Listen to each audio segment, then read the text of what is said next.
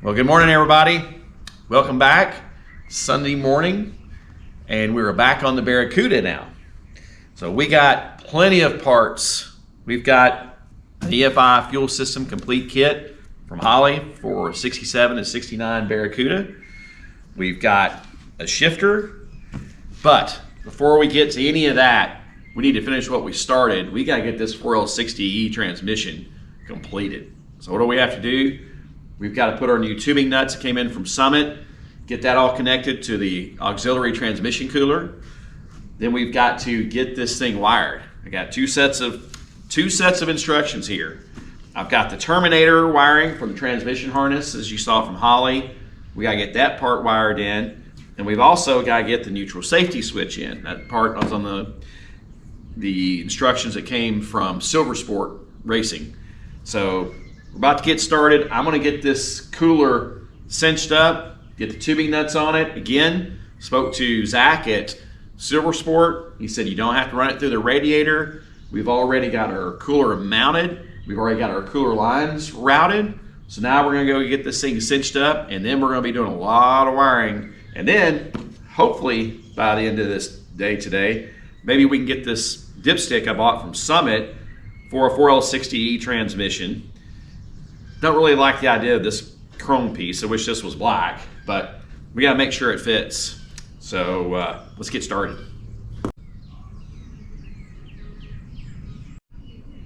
Here's one of our Dash 6 tubing adapters I got from Summit. It's by Red Horse Performance.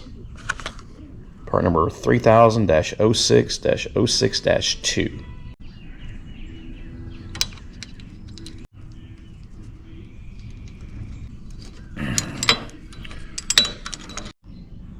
All right out of the gate, fail number one. And self-induced on me. Just by looking at this, my blind eyeballs, I assume this is the same diameter as our fuel line that you see run over there that the Dash 6 tubing adapters did just fine on. Well, this is smaller. This tubing here is, I think, 320, less than 320, and the fuel line we have is, which the tubing adapters fit, is like 450, something like that. Anyway, for 3/8 fuel line, this obviously smaller, so I don't know what I was thinking. So now we're going to go to plan B. We're just going to flare these things, and then we're going to use our adapters to go in on each side. I hadn't used this tool. First time I use this tool, that's way too thin. I'm going to cut this. Obviously I made a mistake, so bear with me. I'm going to try it again. A little bit better, but still don't like it. Well, it's not the way I wanted to do it, because this line requires 5/16. The OD is 5/16, so my tubing adapters didn't work. So I'm gonna have to find some tubing adapters that will accept a 5/16 ferrule. But I went in and flared them with my brake tool. Let's see if they hold. If not, we first fired up. It is what it is. If it leaks, and of course we're gonna run it, even if it doesn't leak, we're gonna run it through the ringers, because this has got to be reliable and not leak. But ran our fuel injection clamps past the flares on the tubes. Kind of old school, the way you used to do things. Not my preference, but it's going to keep us going. So now let's get to the back of this thing and let's start wiring. I'm going to go ahead and use some of my weather pack fittings to make a harness. So I'm making a harness for basically the neutral safety switch. It's got 4 wires. So I've got basically a male and a female weather pack. They're all black coming off the switch, but we'll try to change colors up so we know what they are when we go up to ground, power, reverse, and so forth.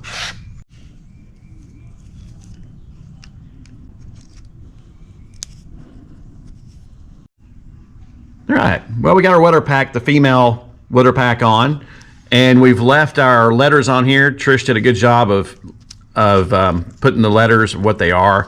So now I've got different color wires, same gauge. So we're going to decide what will be A and D and C and F. So we're going to look at schematic, and then we're going to start color coding, and then we'll make our pack.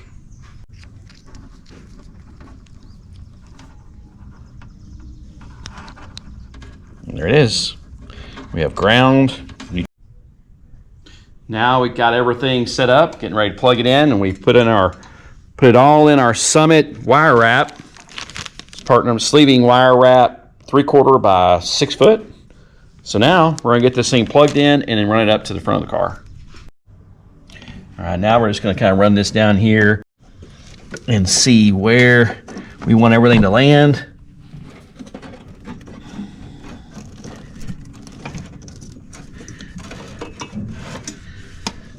More wires.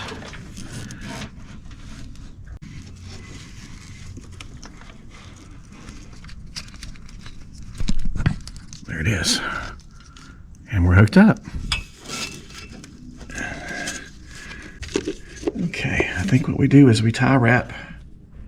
Yep, let's get it tie wrapped. All right, now I've ran our yellow wire inside the cab, inside the car. That's going to trigger our reverse lights right there from the transmission. I just checked. Right now I have no ground, but the car is not in park. So nothing yet. It's probably a good sign. Let's put this thing in park, and then let's see if this works, and then we'll try to see if the motor turns over. All right, I just turned the selector shaft now where it's in park. Rear wheels won't turn. Everything's locked down. So now let's let it down and let's see what happens. Okay, I still don't have a ground. But is that because my red wire, most likely, possibly because the red wire, which is what powers us up, and the ground aren't hooked up yet? And let's see, make sure I don't have anything confused here. Nope. Yeah, so let's get this red wire and black wire hooked up to our positive and negative posts, and then let's see if this thing tries to get us a ground. I still have no ground to the neutral safety switch. The transmission's in park, but it's not showing a ground. Now, why is that? I don't know. However, I don't have the rest of the other side of the transmission harness. It goes in, it's plugged into the Terminator, but now from the Terminator, I go back over here for the GM transmission wiring, and I don't have any of this hooked up. The only thing I have hooked up is I have the connector that goes into the J4 connector. That's plugged into the ECU. But now I'm thinking maybe I need to run the power wire, and we have the power wire, we have the ground, and we have, of course, the brake, and then a switched power to a switch 12-volt source. So is that possibly why it's not doing anything? It's just a neutral safety switch. So the neutral safety switch may not be seeing anything until this other stuff is powered up and ground. So let's try that first. Okay, our transmission is powered up. Everything is good, but I still have no ground here. Now I've got my tester hooked up. It's grounded, so this right here, this is where everything's hot. You can see everything's good. So I just remembered, the only thing I can think of at the moment, but that switch, when I mounted it to the transmission, there was 2 slots where it's bolted. They're slotted. They're not just regular single holes. I'm thinking right now we're going to try to loosen those, and I'm going to try to adjust that switch. It may be that it's out of adjustment, so it's not getting any contact there, or where it hits that area for that to ground on the switch. So I'm going to get Trish up in the air. I'm going to move it around, and I'm going to have her bump the starter and see what it does. Okay, here's the 2 bolts I was talking about. This one right here, and I don't know if you can see it, but this one right here. You see they got a slot. So let me see if I can loosen those, and I'm going to turn it, and let's see if Trish, if she can get that starter to bump over. Well, I was wrong. It did not work. It was wishful thinking, but I loosened these, turned it every which way. She tried, nothing. So somewhere something's not grounding here. So I might try to get my test light and see which one of these coming off of here is supposed to be ground, and see what in the world is going on. So maybe I can test it from here. Maybe there's something in my weather pack. I don't think so, because it all went on really well. But yeah, something is not grounding. Send the ground signal. Okay, I just checked with my test light, and this is D, how we marked it. And D is not, it's in park. Let me show you right here. It's in park. And it's not getting anything, not positive, negative, nothing. So why is that? Because the directions are telling me, we're saying D to neutral safety ground, usually brown with yellow tracer. So what gives here? Is that not supposed to go to my neutral safety switch? All right, I'm gonna plug this thing back in. That's something I'll have to investigate. All right, just to show everybody, if I just take and ground on the relay and just put it to ground here, like so.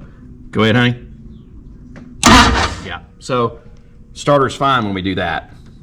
But this coming from the transmission, we got a problem. Why is this not sending a ground signal to the relay? So I have been looking, hunting everywhere under the car for the darn reverse lights, how to activate the reverse lights. It's not that hard. I trace my wires up. Now I don't have my steering column, ring that in for those plugs to be plugged in, but Trisha's up here up front, said, "Hey dummy, stop." What? She said, "Here's the wire for the reverse light switch. It's on the outside of the car right here." I kept looking on the inside of the car like a dummy. But here it is. This is coming from the reverse light, from the neutral safety switch. So I'm gonna plug this in to the reverse light switch on the American Auto Wire harness. And then I'm gonna put her up in the air, and then we're gonna see if these lights come on. Okay, now we've got a reverse light switch working. All that works, you put it in reverse, it energizes the switch. The wire, the yellow wire that we made coming from the switch that goes to the reverse light circuit. So let's check it out.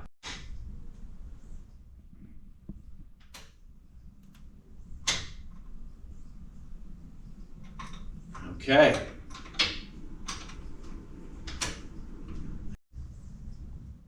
All right, just that. Took pretty much the day for us anyway. So what do we get accomplished?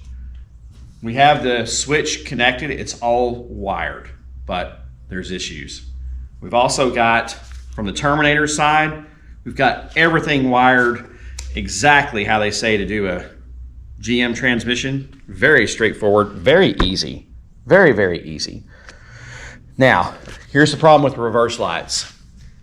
It's hot whenever you go to put it in reverse. Without the key on, it's hot, and it's not supposed to be that way. Number two, it's not grounding for our neutral safety switch. It's supposed to ground. So any of my GM buddies out there, tell me what I'm doing wrong on the switch, why it's not grounding when it's in park. Right now, it's in reverse, but the battery's disconnected, so it's just charging, so there's nothing connected to the battery. But actually it may be in park. Yeah, I think it's actually in park. But it's in park. But anyway, as you guys know, it's not supposed to be hot even with the car off. So I gotta figure that out. So for the most part, we've got everything else figured out, I think. We still gotta get this dipstick tube on. We gotta get it mounted. And there's a lot of other things. And then of course, finally, we gotta get that shifter in there. So we gotta get it connected.